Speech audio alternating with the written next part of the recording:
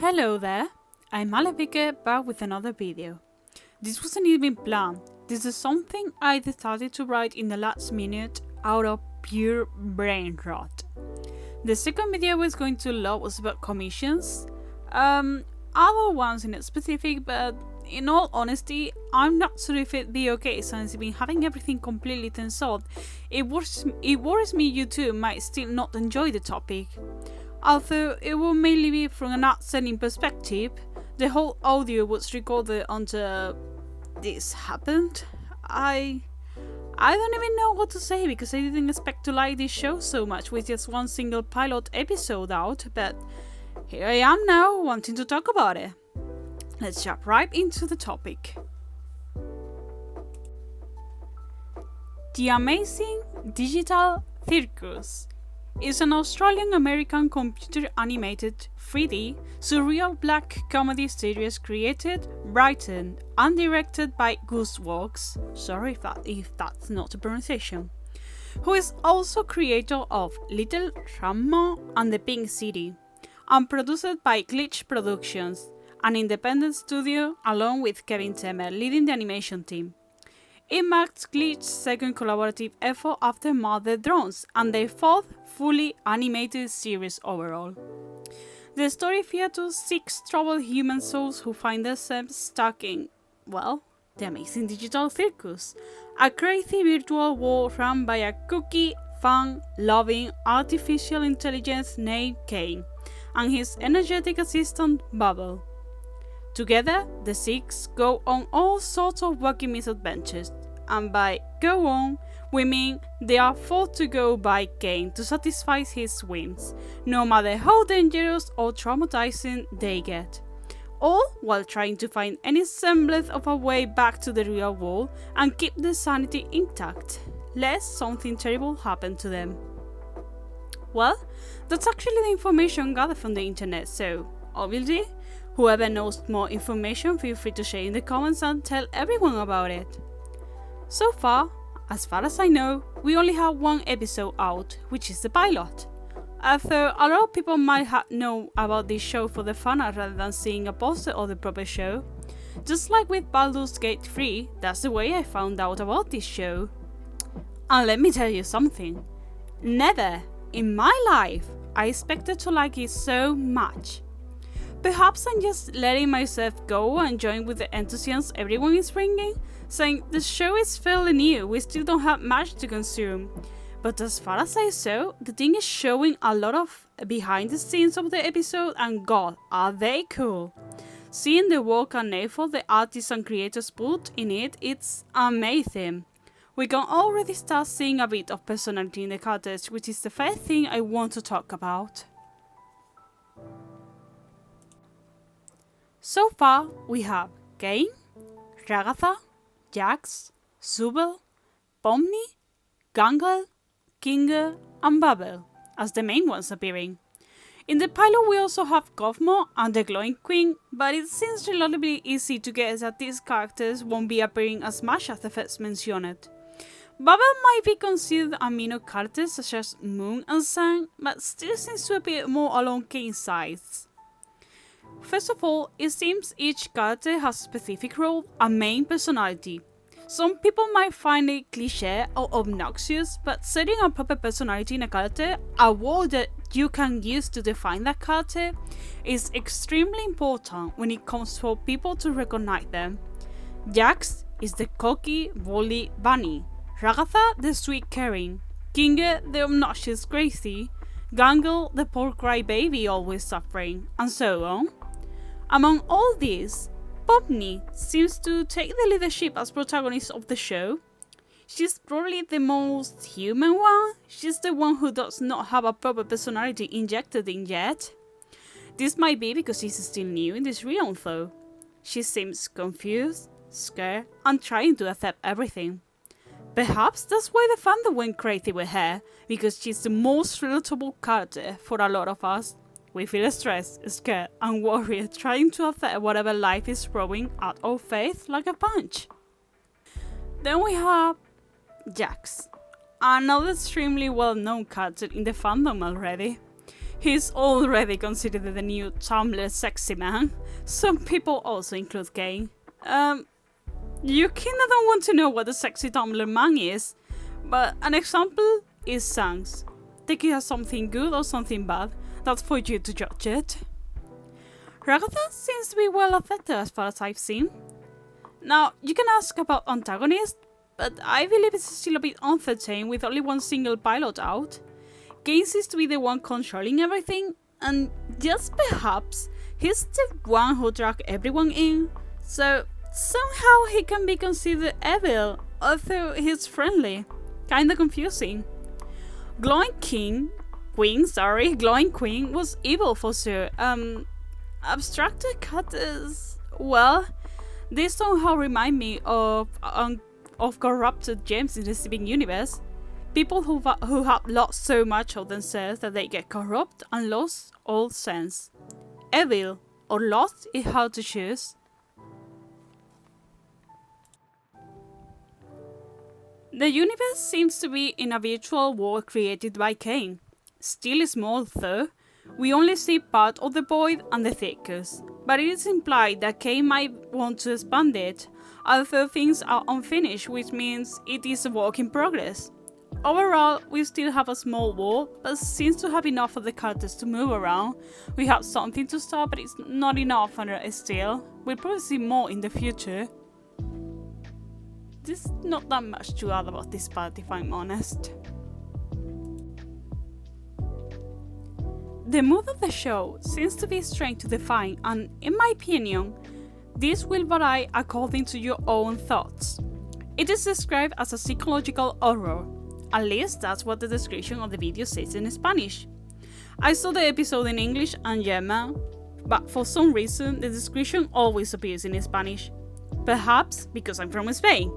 It just tries to play with a bit of desperation, making us know the characters are trapped there forever with no escape but to be extracted, which is the closest thing that they had to death. Or perhaps we have death here, but I don't remember it being mentioned. Although I don't see it specifically as extremely horror, it has its little touch with their details mentioning some parts of the video might be slightly disturbing perhaps, weird, like the carousel with lotus and the giant mask flying to the screen, but overall, nothing too big.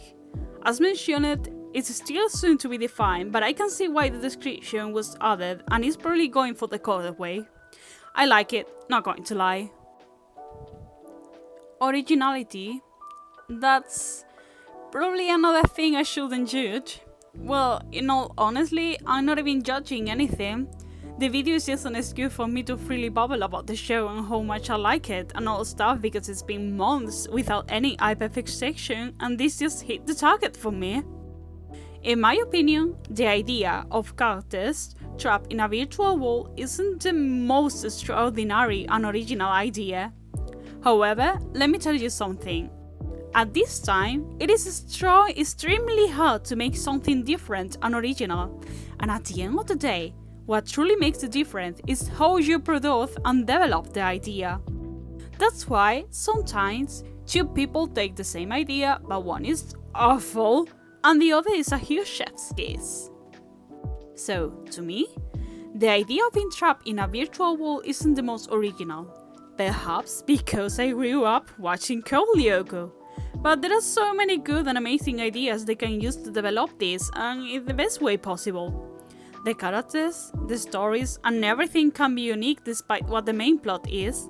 But we still don't know much about the plot. Only a few details to saw around.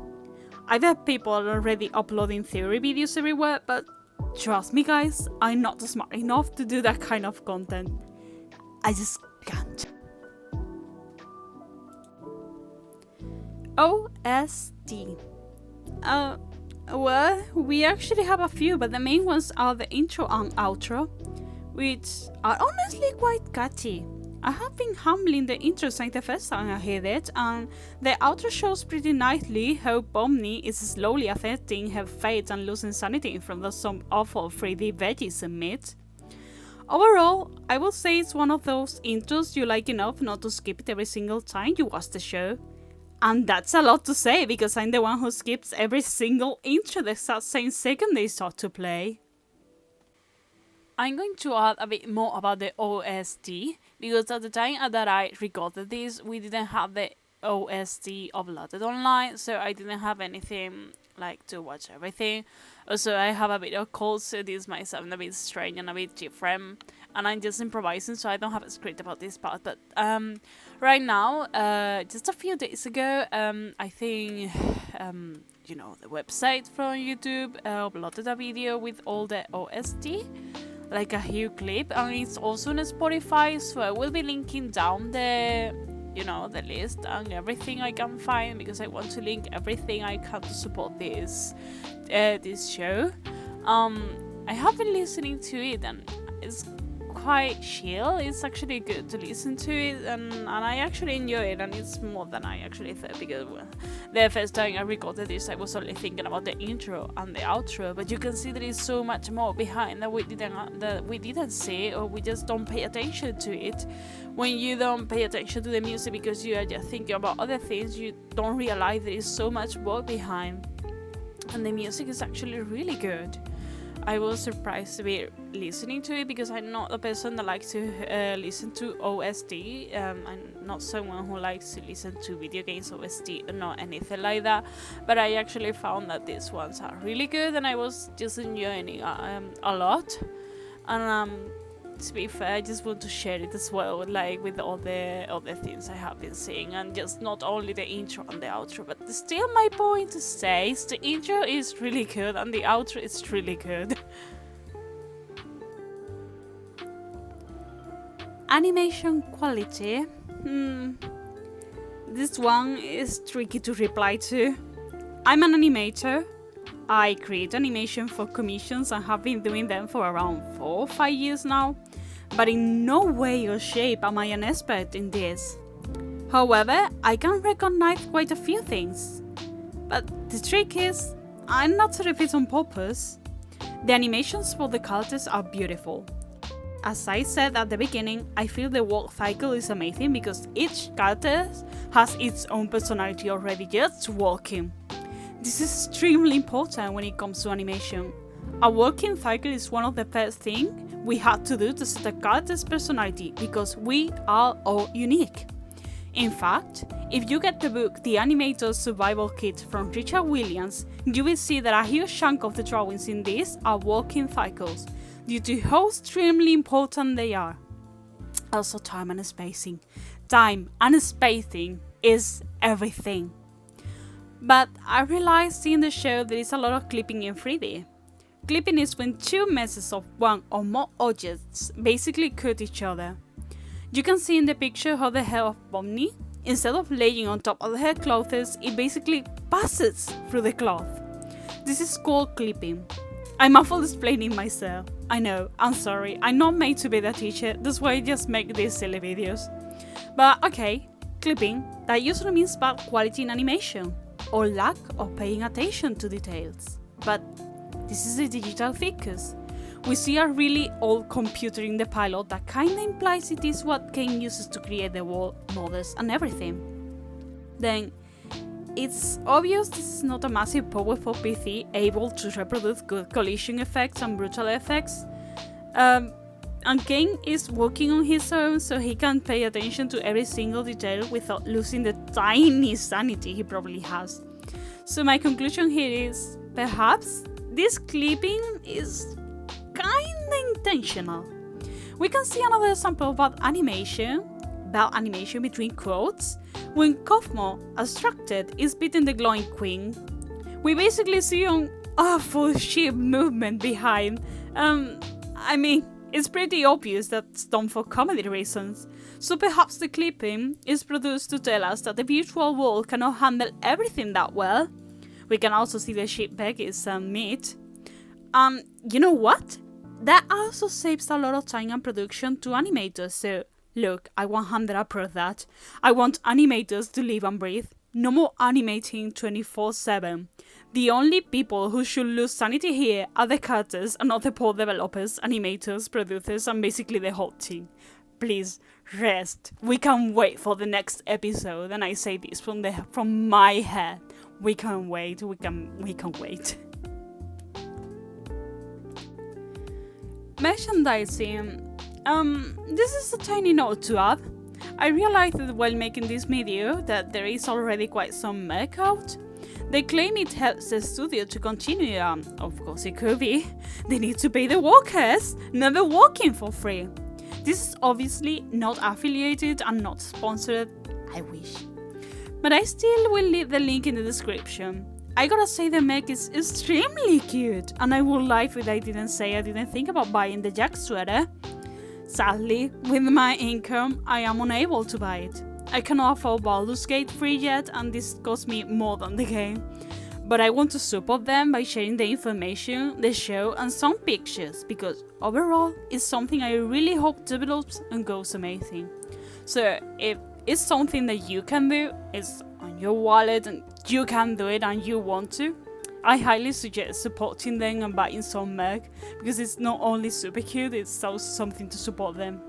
I cannot say the quality is gonna be amazing, I cannot say that much about the shipping, I cannot say anything more. I just hope this goes well, it helps the developers and the team, and that's all I can say. I just want to help share and everything I can say. I just want to join the I just want to join the enthusiasm everyone has in this show, and I want to share it with everyone else, so maybe someone else can like it as well. I just hope this goes well. Now, coming to an end, I don't think I have anything else to add, except that I have a huge brain rot for Jax and Ragatha. Not together, just they are my faves. Ragatha is such a sweet woman, and I wait for her, and Jax is... I actually don't know what Jax is. I don't know, Jax is Jax. That's why we like him. He's the bully, he's the weirdo, we like him. I don't have anything to say. But yeah, I enjoyed the pilot episode a lot. I really hope they continue, but first and most important thing for me is that they do not rush it. I don't mind waiting whatever I need to wait for the animators and producers to be okay and healthy. Creating an animation is an extremely hard project, and I hope they take their time, have fun, and are enjoying everything. I'm wishing them all the best with this amazing project they are putting out together, and I want to thank everyone supporting indie projects.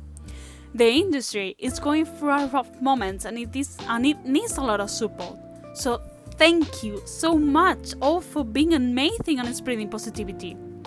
Glitch Production thanked for more than 750k subscribers since the release of the episode, and that's amazing.